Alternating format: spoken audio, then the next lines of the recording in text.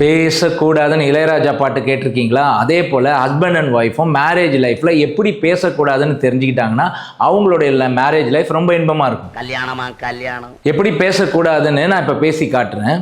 Husband வந்து மனைவியை பார்த்து கேட்குறாரு, அம்மா துணியெல்லாம் வெளியில் கொஞ்சம் காஞ்சிட்ருக்கு, கொஞ்சம் கொண்டு வர முடியுமான்னு.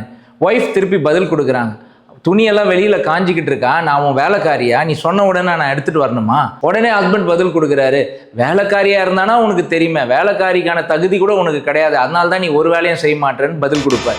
மேரேஜ் லைஃப்பில் எப்படி சரியாக பேசணும்னு இப்போ நான் பேசி காட்டுறேன். ஹஸ்பண்ட் கேட்குறாரு, ஏம்மா நான் கொஞ்சம் வேலையாக இருக்கிறேன், எனக்கு அந்த துணியெல்லாம் காஞ்சிக்கிட்டு இருக்கு, கொஞ்சம் கொண்டு வந்து தர முடியுமா? இப்போ ஒய்ஃப் எப்படி பதில் கொடுக்கலான்னு பார்த்தீங்கன்னா, நானும் கொஞ்சம் வேலையாக இருக்கேங்க, இன்னைக்கு மட்டும் நீங்கள் எடுத்துங்க, இன்னொரு நாள் நான் கொண்டு வந்து தரேன், சரிம்மா ஓகே அப்படின்னு அவர் பதில் கொடுக்கலாம். கிண்டல், கேலி, அவமதிப்பு இந்த 3 விஷயத்தை கொண்டு பேசக்கூடாது. மரியாதை, கோபம் இருக்கக்கூடாது, பர்மிஷன், இது 3 வச்சு பேசினா அதுதான் சரியா பேசுற முறை. எப்படி பேசணும் எப்படி பேசக்கூடாது என்பதை நீங்க எப்படி நினைக்கிறீங்கன்றத கமெண்ட்ல போடுங்க, நான் உங்களுக்கு பதில் கொடுக்குறேன்.